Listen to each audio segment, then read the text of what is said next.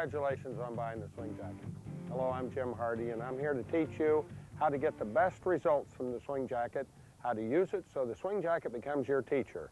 It'll not only teach you correct mechanics, but it's going to teach you the correct feel of a golf swing.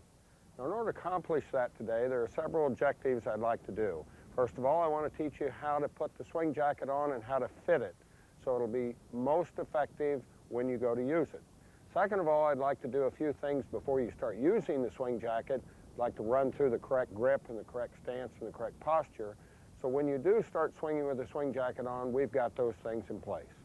Finally, I'm going to show you the way to use the swing jacket so you'll get the best results you can possibly get. I've been offered a lot of opportunities to endorse products and be in infomercials and to sell products. And to be quite honest with you, if I didn't like the product, I wouldn't endorse it, because if I didn't use it myself, then I'm not going to back it. I use the swing jacket. The minute I saw it, I put it on, I made one swing, I knew I wanted to be involved in the project, and Jim Hardy is the same way. Jim played the tour for 10, 12 years. He was a good player, still has one of the best golf swings I've ever seen in the game. He saw it, he loved it, and he knew it would be a great tool to help his pupils. He's used it.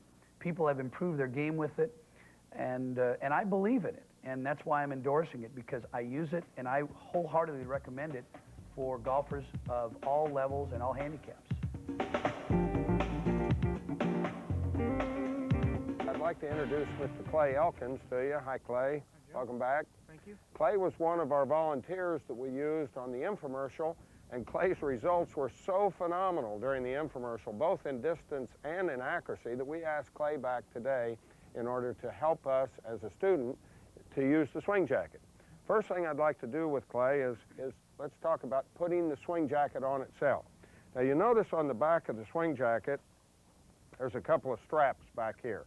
Now, there's a pamphlet that you've been given with your swing jacket that's going to teach you how to adjust these straps to fit your chest size, anywhere from a 36 to a 50. But once you've got it adjusted about where you're going to need it, you simply put the straps on the back of your chest and bring the swing jacket around in front of you. First thing you should notice in order to have it on correctly is these rails will be on the top of the swing jacket, not on the bottom. If you've got them on the bottom, you've got the swing jacket on upside down. You should see these rails as a smile, not a frown. They slightly turn up this way. Now, once you have it on, it goes up around your chest. You'll notice there's 3 tabs and 3 holes. You just simply put the tabs through the holes and then turn the tabs, locking them in place. And then you're going to find, according to the pamphlet, that you can go ahead and adjust the swing jacket tabs on the side. That's going to bring it up snug to your chest. If it doesn't bring it up snug to your chest, you refer to your pamphlet. You can readjust the back straps, and pretty soon you'll get it adjusted just so it's just right for you. Now, the next thing we're going to do is learn how to put the arms through the cuffs. I want you to notice very closely that the cuff belongs on the inside next to the jacket and above the rail, not below the rail, because that will twist the cuff. It has to be above the rail and straight, and your arm simply fits right down through to whereby now the cuff is still above the rail on the inside of your arm with the Velcro strap that goes through the tab, through the slot. You simply adjust it to where it's tight. Once again, the same way, you can see, hold your arm out here for a second, you can see how it is. It's not twisted downward. The sleeve actually fits up above the rail, so when you put your arm down through, the sleeve is still above the rail. Gets his arms down through, pulls it up. Clay, why don't you adjust that to where it feels comfortable for you? So that's how easy it is to put on one of these swing jackets. You can do it yourself.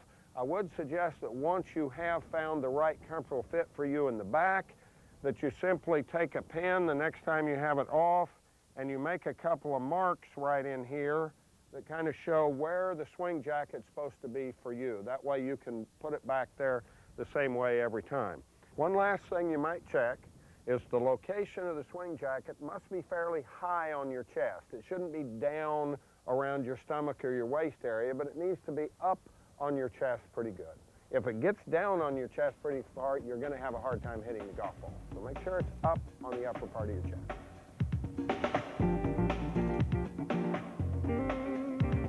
Now that we've covered how to correctly put the swing jacket on, there's some things I'd like to talk to you about before we actually start using the swing jacket. Clay, if you could bring us a couple of clubs. You know, the swing jacket's going to teach you some marvelous things about the golf swing. But before we start using the swing jacket, we have to learn what the correct grip is and what the correct posture and stance is, because if you don't have the correct grip and you don't have the correct posture, the swing jacket's not going to do us any good. Now, basically, the grip is held in the fingers when we play golf. Let me show you how to put that in the fingers. First of all, on the left hand, you need to put it right across that first finger and then right at the base of the other fingers. So most of the left hand is above the grip. Once again, in the fingers, base of the fingers, so most of your left hand is above. Now, if you'll bring it down with the thumb right down the shaft, you'll find that it forms a V, and that V should point somewhere towards your right shoulder. If it's pointing at your chin, it's what we call too weak a grip, and if it's pointing too much to outside of your shoulder, it's too strong. You go through that again, right through the fingers, right the base of the fingers, put your thumb down the shaft. The V, once again, should point somewhere towards the right shoulder. Now, the right hand also belongs in the fingers.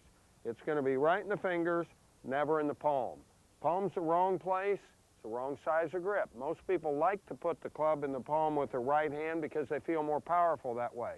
You're not going to be more powerful, you're going to be slower. I can only move the club this fast in my palm, but in my fingers, I've got a lot of life. So let's get it in the fingers of the right hand so we've got lively, quick hands, not very still hands.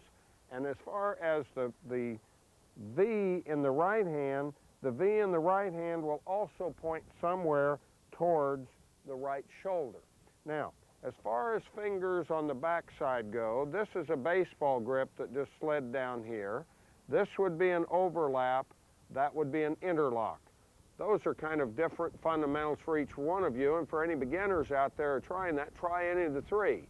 The most important thing is both hands are held in the fingers, not in the palms, and that the V's formed by your hand and your thumb point towards the right shoulder. Once we've got the right grip, let's talk about the correct posture. There are a lot of ways to try and figure out how to get in the correct posture, but I think I have a new one for you that's the simplest. First of all, you've got to bend from the hips and not the waist. Now, the easiest way to learn how to bend from the hips is to take your shoulder blades and try and pull them back to where they touch, almost as though you'd be pulling your chest way back. Now, once you've got your shoulders pulled back, simply bend over, holding them back. That forces you to bend from the hips. Pull them back, bend. Now relax your shoulders. Don't stand there this way, but hold them back, bend. That's from the hips. If you hold your shoulders forward and bend, you'll always bend from the waist. If you bend from the waist, you're not in a position where your big muscles will move correctly. So to find the best posture, shoulder blades trying to touch, bend. That gets you bending from the hips. Now relax, and you'll find that you're in the right position. I remember the first time we met, you were here volunteering for the test results for the swing jacket. I remember when you first put it on. Tell me, how did it feel? What was it like the first time you put on the swing jacket? I couldn't swing at all. It was pretty awkward. I couldn't move. I couldn't swing because I couldn't move my arms. Well, there's a reason you couldn't swing your arms, is because a golf swing for you had always been all arms. That's all you had felt, and you had moved your arms around in a very disjointed way relative to your body, and you had always kind of fished for the golf ball with your hands and arms and club instead of correctly turning your body. What else did you feel? Well, Jim, as soon as I tried to hit the ball, I couldn't hit the ball. I was topping it, missing it, but when I did hit it, it would die real hard and left, wouldn't go anywhere. Well, there's a reason you couldn't hit that ball once again, because you hadn't quite learned how to use the swing jacket, And as a result, you were still trying to find the ball with your hands and arms, and you noticed that your hands and arms were connected to the rails on the swing jacket, and they weren't free to just kind of throw the club around. And so when you weren't using the swing jacket correctly, your hands and arms couldn't find that ball anymore, and so you did top it a lot, didn't you? What else? Well, as soon as you taught me how to turn, almost immediately I started making contact, and it was more solid, and I was hitting the ball further and with a nice little draw instead of my old slice. Well, that's what this video is all about, is once somebody's got the swing jacket on, what we really need to do is teach them how to effectively use it, because they're going to find that their old habits are now limited. They can't do their old habits. They're going to find that there's going to be new habits that are going to happen. The swing jacket's going to teach it to them, and I'm going to teach you how to effectively use that swing jacket. Well, you'll notice that when you first put the swing jacket on, and you're going to find out you're going to stand there and you can't swing. Go ahead and take your grip there, Clay, for a moment. You see, with the swing, with your arms locked to these rails, there's only a certain way your arms can move. Most people, when they start swinging a golf club, the first thing they do is they start wildly swinging their arms up in the air, very disconnected from their body. You'll find with the swing jacket on, you can't do that. And when Clay first put that swing jacket on, he turned to me, and I can remember that day, he says, I can't swing, I can't make a swing. That's because Clay's idea of a golf swing had always been all arms. He had never learned how to correctly use his body. You see, a golf swing is divided into two different areas. The first area is learning how to swing the club with your hands and arms, so your hands, arms, and club are swinging not only on the right plane, but in the right direction. Congratulations on buying the swing jacket, because the swing jacket gives that to you. Half of the game of the golf you've just purchased. You cannot make the wrong swing with your hands, arms, and clubs with the swing jacket on. That's why your hands and arms are attached to this rail, because this rail is going to guide your arms and your hands and your club through the golf swing correctly. That's half the golf swing given to you. The other half of the golf swing you're going to have to supply. And I'm going to teach you how to supply it, and that's the turns. Since the swing jacket is taking care of the correct motion of the hands, arms, and club in the golf swing, it's absolutely paramount to get the most out of the swing jacket to learn the correct turns in the golf swing. Now, there's only two. One is the backswing turn, the other is a downswing turn. So let's take them one at a time. Now, what we're trying to do in the backswing turn is turn around your spine. Now, if you remember when we talked a while ago, I had to learn the correct posture to bend my spine over so my spine was fairly straight, not curved. The reason I wanted that correct posture so we could go over a straight spine is we're going to turn around it. That's a lot like turning a barrel. If I had the barrel standing straight up, my shoulder turn and my body turn would be very, very parallel to the ground, as you can see. Now, once I take that spine and tip it over, the turn is all of a sudden going to start taking on a slightly different look. As I turn, it's the same thing as when I used to turn up here, but now when I turn around my spine, and you can see the golf club is moving more on an incanted plane. Now, the plane that turns on should be just outside the golf ball, anywhere from a couple inches to 18 inches. It doesn't have to be that correct, but it does have to have some degree of incline to it rather than trying to turn. This isn't a turn this way. Now let's look at the turn from this angle, because there's a couple of things that are very important in the backswing from this angle. First of all, as you turn, your head should either remain perfectly still or it should move slightly to the right. There's one place your head can never move in a backswing, and that's to the left. So as you make your turn, let's hold the head steady, or let's move it a little to the right. The second thing I want you to notice from this angle is the angle of my right leg. While I make my turn, you'll notice that the angle of that right leg either stays right there or actually might even increase a little bit. What we can never have happen is while you're trying to make your turn, your right hip slides out from underneath you and the thing goes this way. That causes what's called a reverse pivot.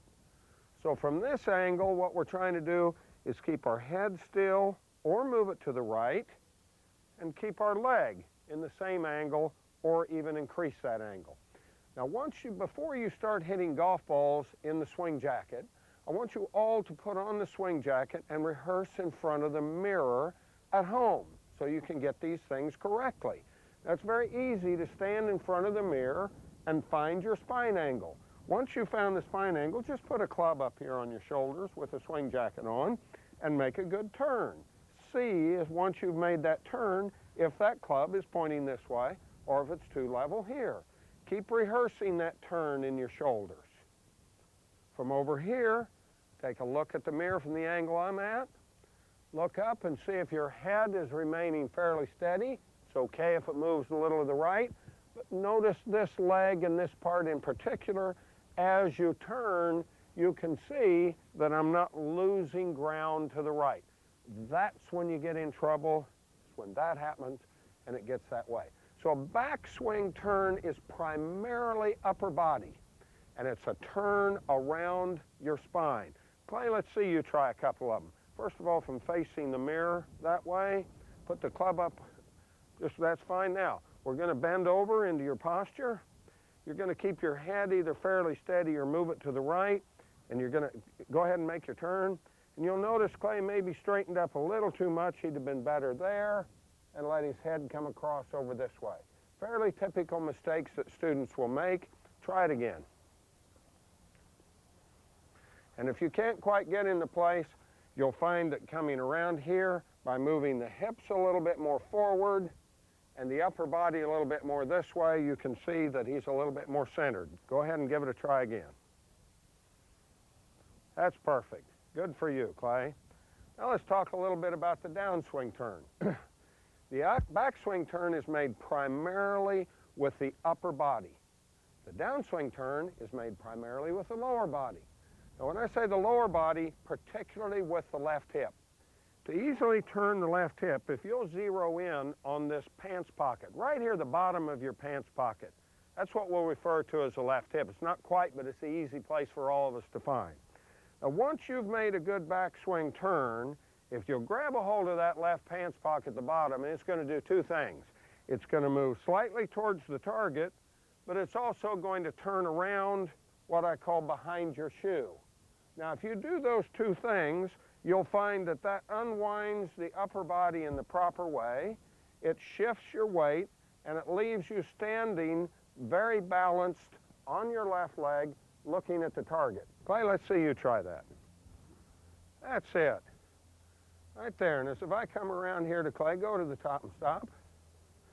Here I'm going to find this pants pocket right here. It's going to move towards my hand, and it's going to move around behind his heel, just like that. And you can see how easily he stays on balance as well. Now go to the top again. If instead I'd said, let's get over here and start pushing this out there, you can see it throws him up in the air, and it puts the golf club in such a place that it won't hit the ground, won't hit the golf ball either. A lot of you who are going to have problems topping and shanking the golf ball, it's because you might make a good backswing turn and then make a horrible downswing turn. Let me show you what that looks like from this angle.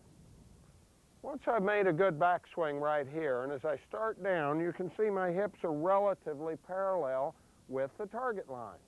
Now what has to happen is this left hip has to come behind my shoe, which lets the right hip come forward. Now you've heard it a lot in teaching where they say turn the left hip out of the way. Nobody ever explained out of the way of what? Is a bus coming? Is a herd of elephants coming? No, the right hip is what's coming. That's what we're going to turn out of the way. When we're down here, we're going to turn that left pocket out of the way to make room for the right hip to come through. And you can see, if I don't turn the left hip out of the way, the right hip is going to turn in the way. The left hip's here, the right hip has nowhere to go but out towards the ball. You can see it throws my posture in the air, throws the club wildly over the top of the golf ball, and you'll top of your shank. You see, the turns that you have to learn are so paramount to effectively using your swing jacket. because if you turn wrong, your arms and club are going to go in the wrong place. If you turn correctly, the swing jacket is going to automatically guide your arms and the club into the right place. So once again, let's see the correct backswing turn.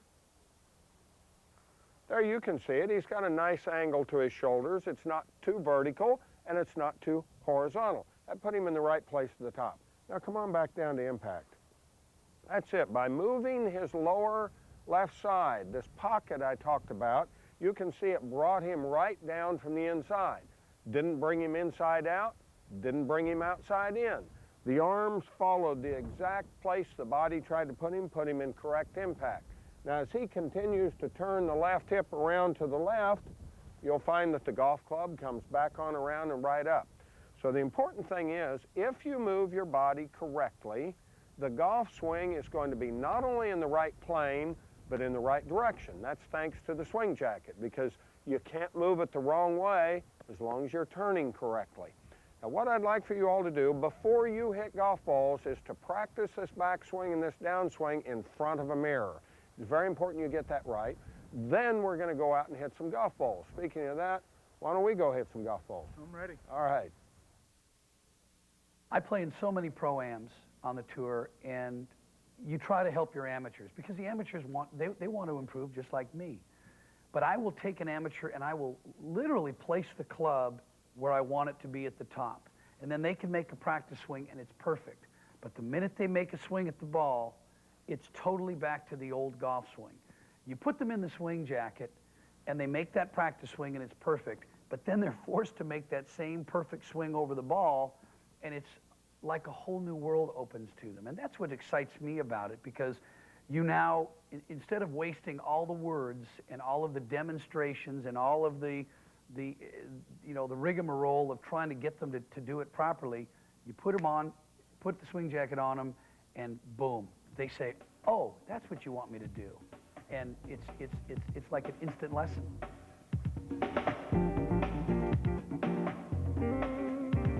I'll tell you what, before we start hitting full shots, I'd really like to do a little drill that I think is, if you master that drill before you hit full shots, it's going to help you a lot in your progress, and that's for you folks too.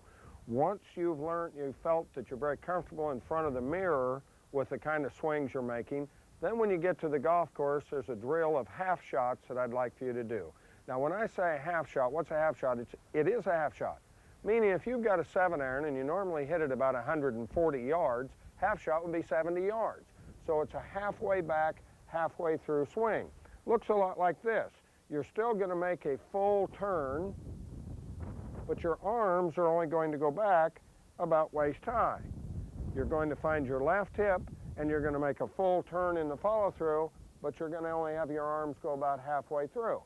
Now the reason to keep the arms very, very short is we're trying to de-emphasize the arm swing, emphasize the correct turns of the body. Very, very important we have the correct turns of the body once again. You're also going to find that this little drill starts to have a rhythm that kind of goes shoulders, hips, shoulders, hips.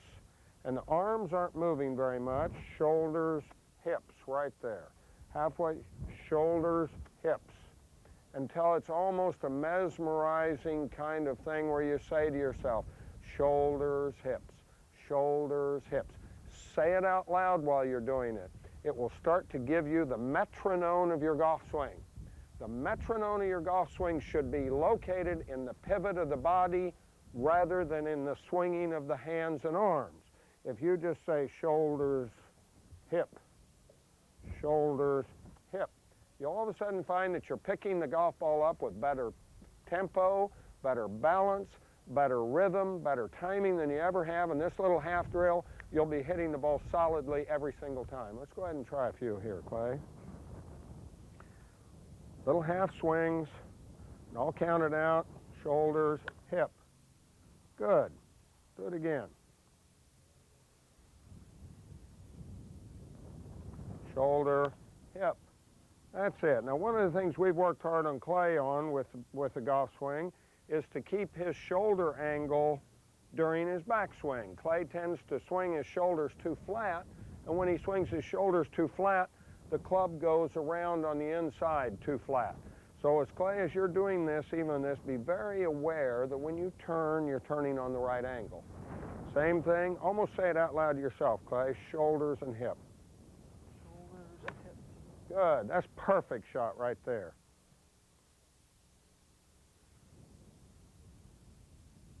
Shoulders, hips. Good for you.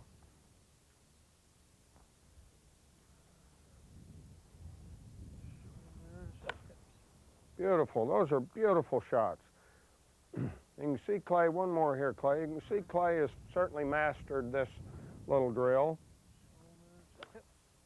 He's also all of a sudden found the metronome to his golf swing is now located in the rhythm of his body turns rather than in his swinging of his arms. His hands and arms are along for the ride, and I will say to you the correct ride because he's got the swing jacket on. Now all he's got to do is remember the feel of that correct ride. When I say ride, his arms ride up and down on the rails of the swing jacket. They're getting a free ride. They're not thrusting about independently. They're getting this free ride. And all you have to do, Clay, is memorize that when you have the swing jacket off. But let's keep working. Now let's go into the full swing here. Still the same thing. Still 2 correct turns. And he can feel it in his shoulders and left hip here too. You can see if you watch Clay's swing, the tempo and rhythm of the swing, even though he's now hitting a full shot, hasn't changed much. It's still shoulder, hip. Beautiful, Clay. That's gorgeous. Here's a man hitting very powerful little draws out there. With somebody, when I first met him, poofed the ball up in the air and just hit little weak fades.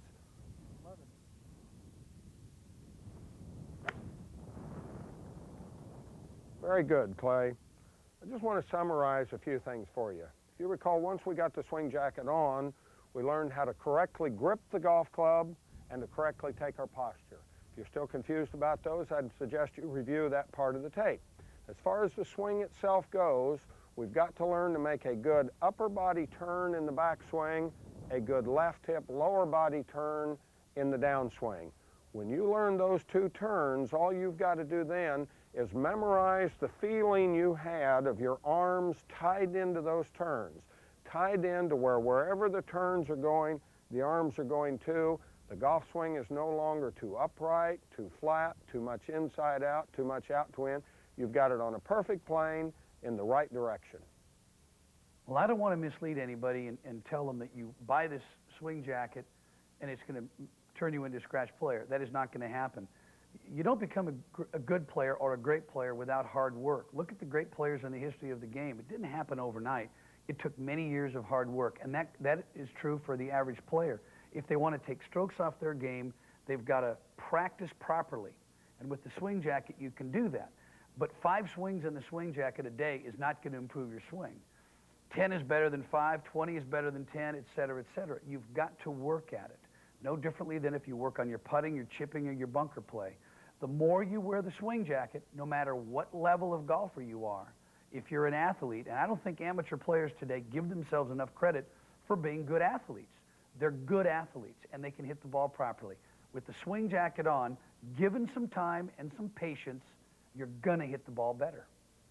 On behalf of all the people at Swing Jacket, we'd like to thank you for purchasing our product. I'd also like to thank the people at Black Horse Golf Club for the wonderful use of their facilities. If you're ever in Houston, I'd invite you out to play 36 holes of the most beautiful golf you'll ever see anywhere. Let me remind you that people at Swing Jacket are very interested in your success. So much that that's why we made this video, to teach you the proper use of the swing jacket. I'd encourage you to please use it, and good luck. Additional assistance and golf course facilities also provided by Landmark Golf Club, Indio, California, the Raven Golf Club, Phoenix, Arizona, and the Legacy Golf Resort, Phoenix, Arizona.